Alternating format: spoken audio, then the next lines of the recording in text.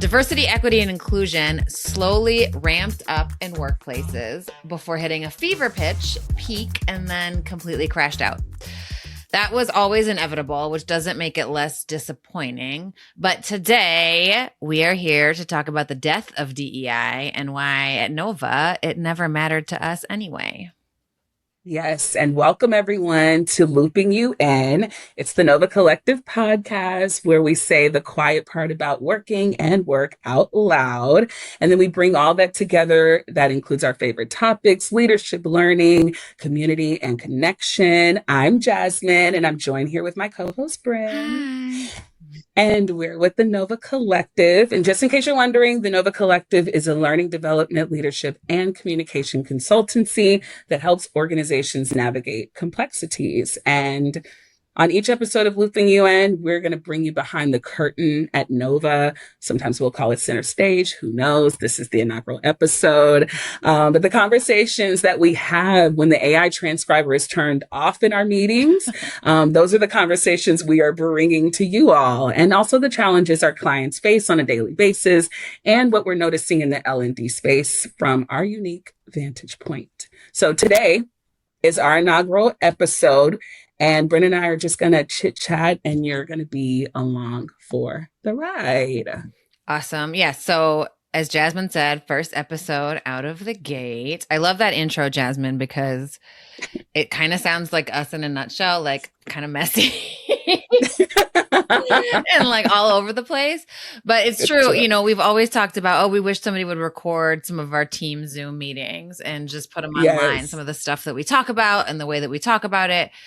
It's both it's sort of meta and not, in that Nova is a business trying to operate in this world. We are a team trying to operate in this world. And so we do a lot of soul searching in those conversations that we hope has some value to folks in the real world. But then we also work with these clients who are navigating or not navigating, as it were, certain things. And so, you know, we have that perspective too. So, you know, we want to bring those things together, and we have fun topics and surprises and things for folks along the way, but we're going to let it happen organically. And really on these first couple of episodes, we want to lay the groundwork about Nova, if you're not familiar with us, about where we've come from and where we're going. And just so you have that context, most of our episodes will be about specific kind of focused topics with different guests and things. But for these first couple, we're just going to be self-indulgent and talk about ourselves a little bit. Absolutely. Let's get it started. Let's give some of the background of Nova here.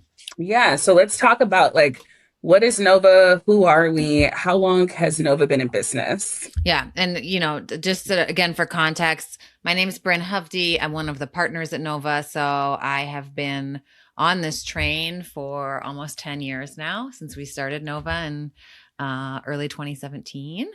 And Jasmine's been with our team for 5 years. Now. That is insane. I know that I've been here for this long. Is it the longest job you've ever had? Yes. Okay. Yes, it is. What's the second place? Like, what was this? Oracle. Okay. For how long? That's also hilarious. I was there for 4.5 years at Oracle. That was such a wild ride. 4.5 years. Yeah, okay, we're gonna have to actually get into this, because I don't feel like we dug into 4.5 years at Oracle. Yes. Yeah. Okay. Yeah. Okay. So you can trust in the 5-year employee and the 10-year partner that we know what we're talking about and how we started. So we've been in business for almost 10 years. And we really started initially, there were 4 of us that started Nova. And it was really this idea that we were working in an L&D space and like a comms and content space within a comedy theater. Actually, I don't know if folks are familiar with the Second City. It's where a lot of us initially met.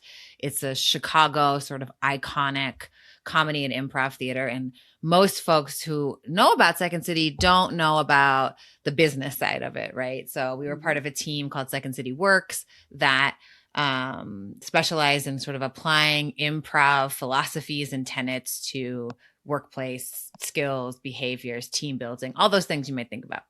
So the group of us that were working there decided that we wanted to be doing more. We really liked that working B2B, like with clients at different organizations. We loved being able to sort of meet different folks in different spaces and industries, nonprofit, profit, government, all over the place. We loved that aspect of it, but we kept feeling that there was more we could be doing. And we especially felt like there was something missing in that type of work in terms of representation, the voices in the room, the filter that this content was coming through. We were training all of these people, creating content for all of these people. It was coming through a pretty homogenous lens, right? I mean, when you talk about identity and demographics and things like that. So the initial concept for Nova was, let's do this kind of work, but through a diverse lens and like bringing lived experience to the table. And like, who wouldn't want to hire the diverse group to create your workplace content, to come in and facilitate your sessions? Who wouldn't want content that is going to resonate with everyone in your organization, right? And not leave a big chunk of folks out. So that was the idea behind it when we first sort of put up the website and got started. Within 5 minutes, people were like, "So you're a DEI company?" They're like, "We got your number. Actually, it's we know much exactly more what nuanced than that. It's so much more complex." And then finally we were like, "Look, what we are is a new business. So we are what you say we are. We'll be whatever you want us to be." That's it. And look, I mean, you know, not disingenuously, right? Because we were working already with Noor and with Leslie Ann and these different, like, really brilliant thought leaders around, you know, maybe not DEI on the nose, but around social identity, social justice. Yeah, social justice, lines of difference, those kinds of things, aspects of community and belonging. And in the corporate world, they decided at that time, you know, pre-2020, they're into that. After, that it was DEI, and that's what we did. Yeah. And it was great, right? People were coming to us in earnest. We had a lot to share. I think really, I would say new ways of thinking about it, but none of them were actually new. All of this was, you know, decades old. Like, it felt new to the corporate suits at the top. Very it was new. Brand spanking new. Yeah. Very new. And that was, I mean, it was great for business because it gave us an identity and a lane to get off. It gave us a differentiator from the other trillion L&D and like corporate comms firms that are out there. And we got to really be explicit and practice our skills around something that was really important to us from a values perspective. I mean, one of the sort of turning point ideas around Nova was, you know, we're having a lot of these complex conversations, especially in the United States, but we're having them in our little echo chambers. And really workplaces are one of the last places where the absolute last place. Encounter people like who are coming in with different ideas and like who are coming in from these, they're finding themselves in the same space. Now we can curate our spaces so much that we really don't find ourselves in spaces with folks who think different than us or have, you know, these wildly different perspectives, good, bad, or indifferent. And workplaces is still to some degree where you can get that. So in our mind, it was, can we introduce some of these behaviors and ideas into workspaces where maybe it's not people who think like us, right? Already, who people and it ultimately will create a feeling of belonging and et cetera, et cetera. That's the other thing. We also knew that in these spaces, maybe places like Oracle, I don't know, I didn't work there. There were a lot of people of color, women, queer folk, you know, Muslim people, Jewish people, all kinds of people who were experiencing marginalization, you know, were struggling to bring their identity and their experiences into the workplace. So there was a passion behind, that's who we're working for, right? We're coming into these companies to try, if we really genuinely think we can make a difference for that person, that's what we're here to do. So that was the first couple years of Nova and, you know, sort of how we became known. We were always, DEI was never quite right. Right? Like it was never. I would agree with that. Right. Yeah. Yeah. I think based on coming in my initial role as a strategist and working with people, it was really just trying to get people to understand how to navigate these other identities. It just simple. Literally, that was just and however we were able to do that, through strategy, through conversations, through focus groups, through, learning and development programs, etc. That is what we just wanted to do. Like the baseline of it all, DEI was the assignment name, but it wasn't necessarily the crux of like how we approached it. And going back to the introduction of all of this and pulling back the curtain on what we talk about, these are conversations that were being had at Nova regardless of the client, like this is just our shared view of the world as a diverse group of millennials. And so we brought that to every single client engagement. We continue to bring it to every client engagement. DEI can come and go, but that's not an assignment to us necessarily. We've didn't pull that out of the air and place it on our shoulder. It was assigned to us. We went with it, but the morale and the vibe and what we stand for is the same. Yep, 100%. It's the foundation, right? Because we didn't just pop up to grab some DEI dollars during the 2020s. We were built out of that purpose of of what people call DEI. And so you can't take it away from us. And I'll be honest, I mean, Jazz, you can probably attest to this. There were some times when we were doing some of those projects or working with really well-meaning clients and partners who earnestly, relied on our expertise, that it felt terrible.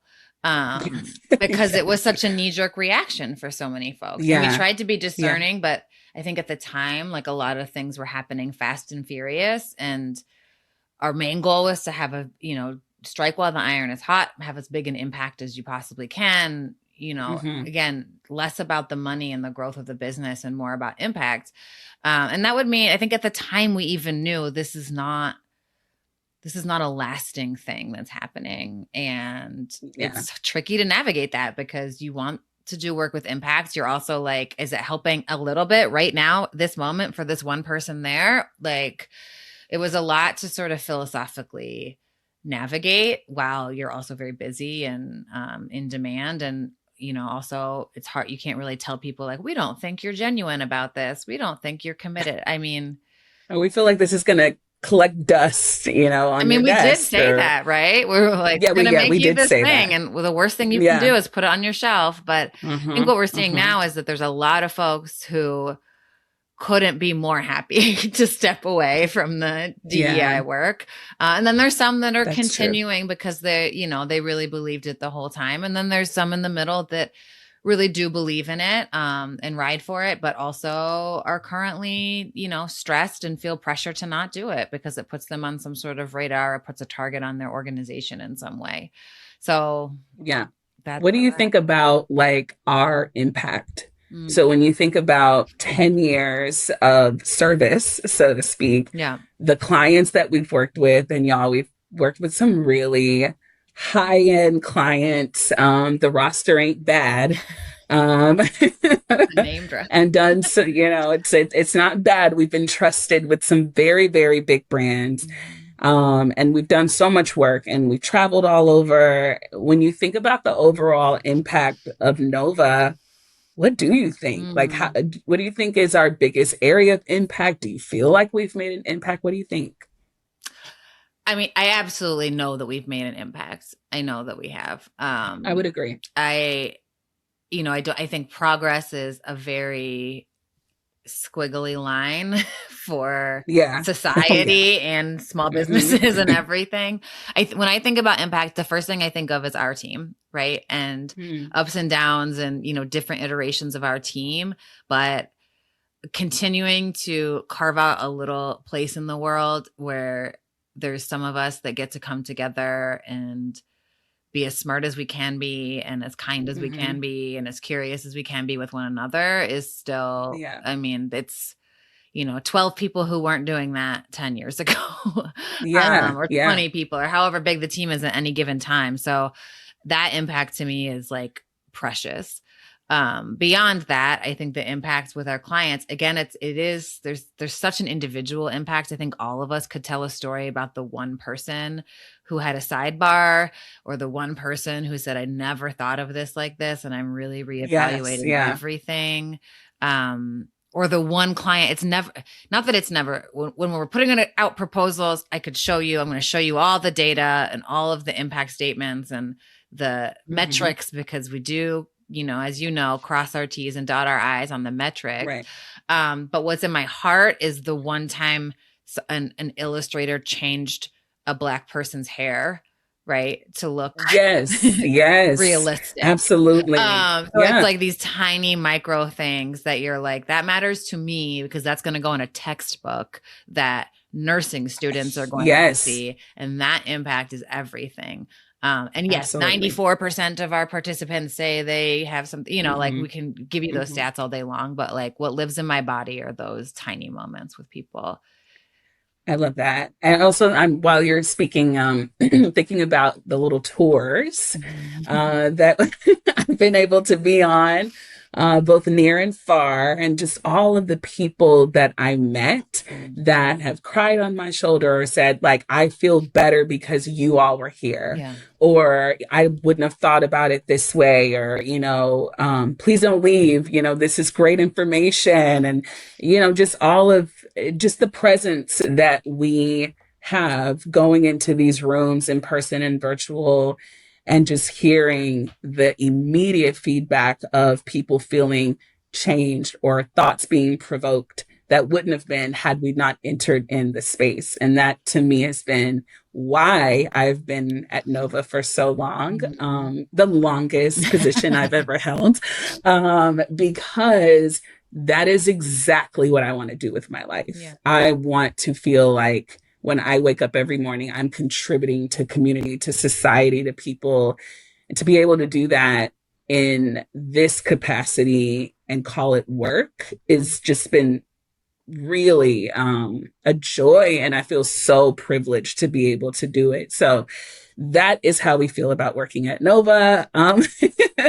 I can't believe I've been part of it for half of the time. Like, I hear you all, the partners, speaking about 10 years. I'm like, gosh, they've been in this for a while. But it just didn't dawn upon me that like half of that journey, I've been a part of it.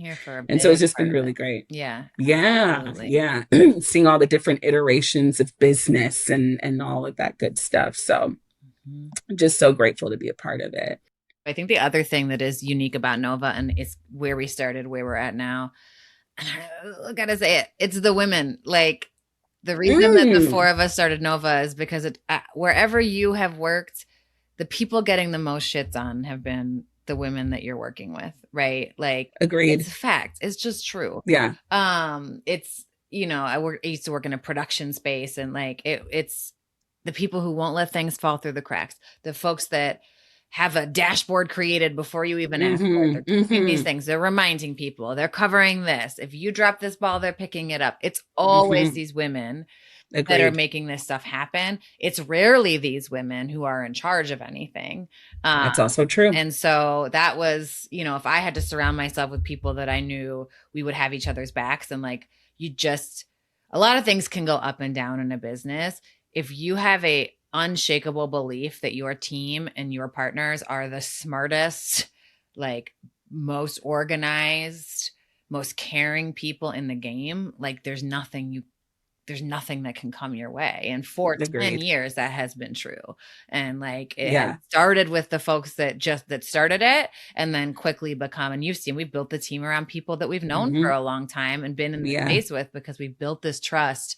And so yes, when you talk with Nova and you work with us, you get a conversation like this, you're also going to get an agenda, and then this, and we have this, and we already set this up, and we've already been thinking about this, and we've organized it in this way, and we want you to react to that. Like, you're going to get some baddies, really.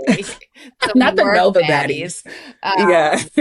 Who are basically, it's like, working with the most competent people you've ever worked with in your jobs, all in one place. Agree. And that is how we've curated this team, to be like, oh, we're going to take you because you're the smartest person here.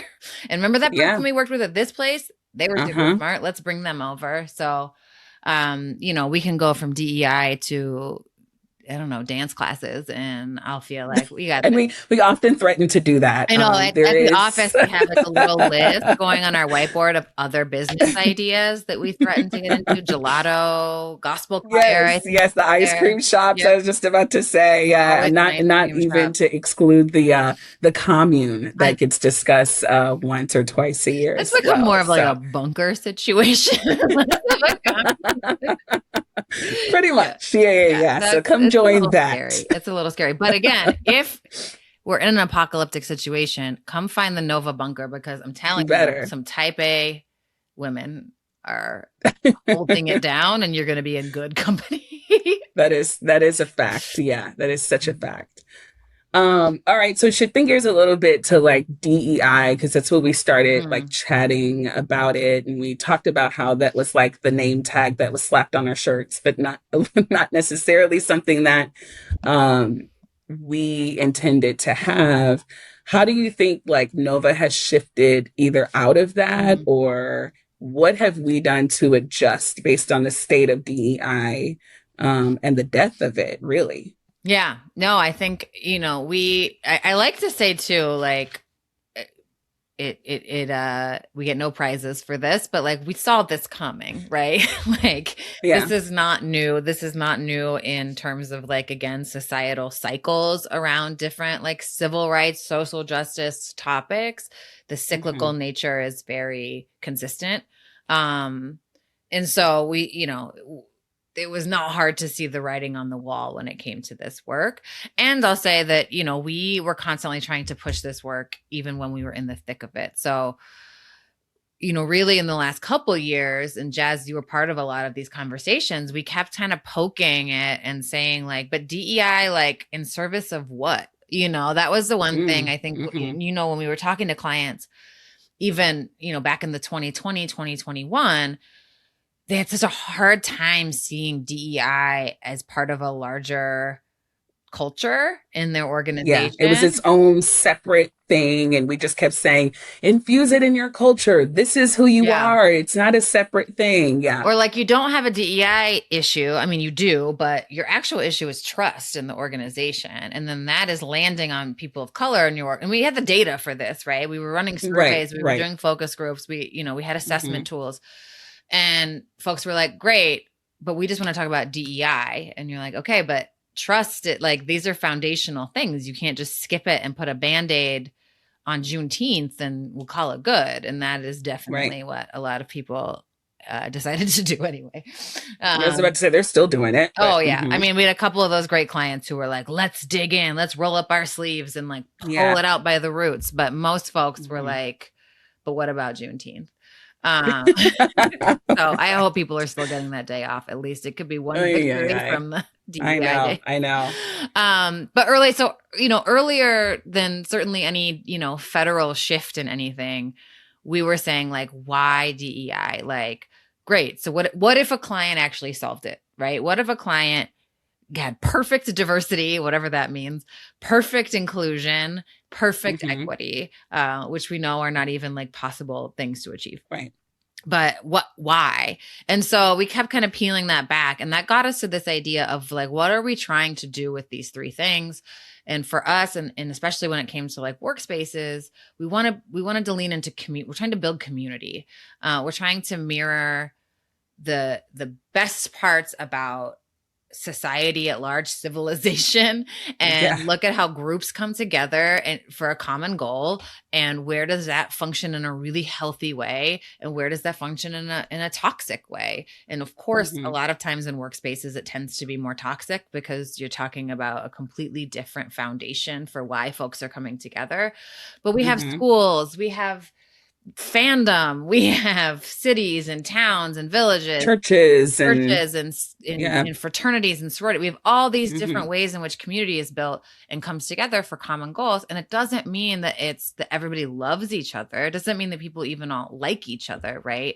But when you have a healthy community, there's so much more you can get done, and there's some really foundational things that fall into place. And so to us, we started to zoom out a few years ago and say like DEI is a piece of a healthy, you cannot have a healthy community that is homogenous. There must be diversity present. That's true from a biological standpoint, right? Like that's a global natural truth, is that diversity is a real key ingredient to health when it comes to systems, when it comes to organisms, like all of those things.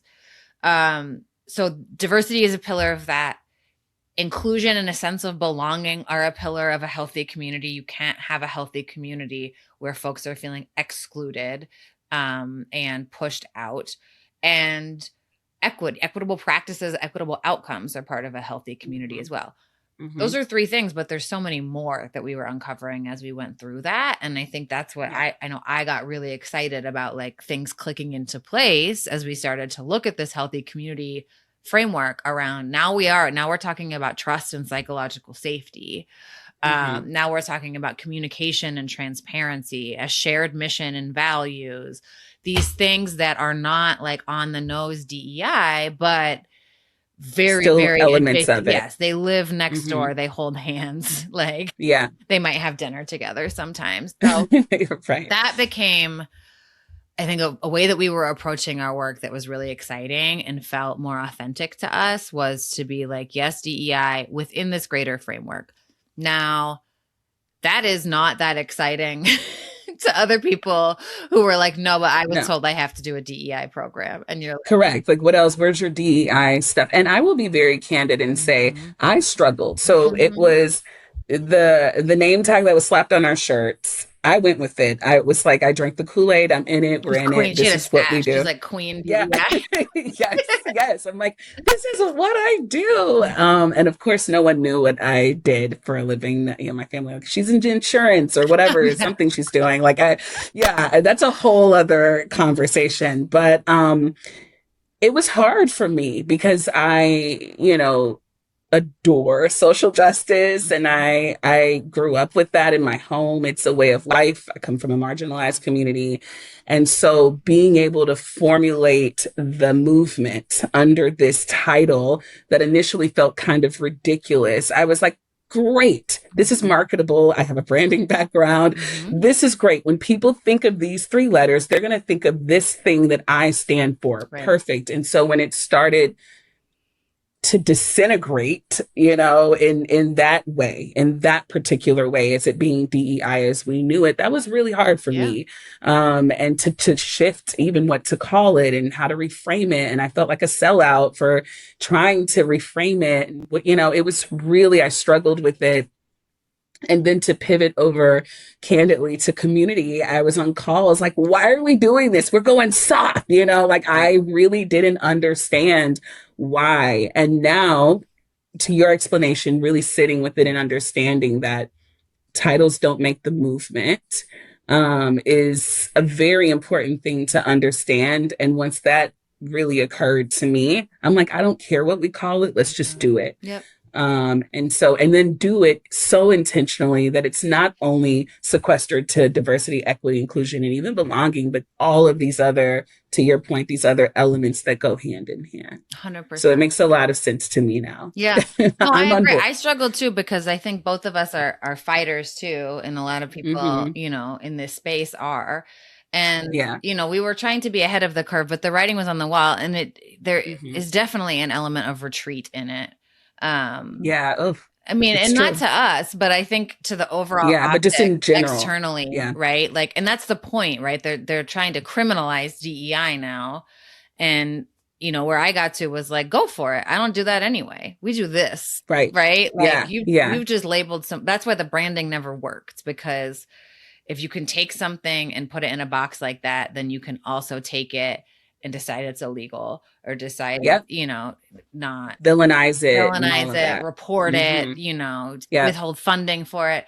So that's nothing. Like, that's a nothing. We're teaching people how to be in the world with each other. And if that world is specifically in a workspace, great. But that's what we're going for, and what we'll continue to do. And I'll call it whatever you want. Like, give me the words. Right. We couldn't call it social justice. That's too intense. People wanted to do racial equity. Fine. Like, They say that's intense too. So that's intense. Inclusion, because we can't say the equity. I literally don't care. Call it Play-Doh and like whatever. Please. Yeah.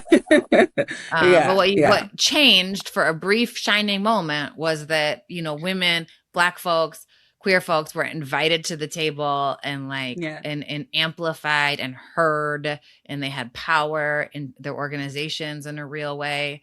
And I think some of that stuck. I think most of it probably faded for a lot of folks, but that's the part to continue to get back to, is how do we, how do we get back to that?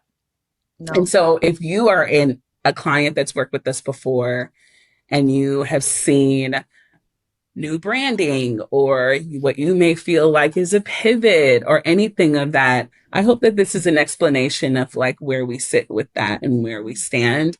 And I think the reason why it was important to come out the gate with our inaugural episode discussing this is because so much of who Nova is rooted in that past that we just discussed, and those values. And I think that if it looks a little different or a little shinier, or the colors have changed or the wording has changed, just know the group is still the same. Mm-hmm. The sentiment and the values have not moved. And I think that's really important for a reintroduction as we go through the rest of this year and as we continue on with this podcast. That's right. So that's Looping In for today, you all. I hope you enjoyed our very first episode. We did it. So if this sparked a new way of seeing any common challenges or any ideas that you may have, please follow Find Nova on Instagram. Tell us all about it. And also, if you thought it was terrible, share it with someone that you hate. Share it with your bad boss. If you need to tell somebody this, but you don't have the words, just send them this clip of us chatting about it. And so then the next time when you hear from us, hopefully you'll tune in. It'll just be basically a little bit more about our origin story and how we became supernova, and more about our mission to change the world. And we'll be joined by a special guest, which you'll hear on the next episode. So thanks for listening, everybody. Bye-bye.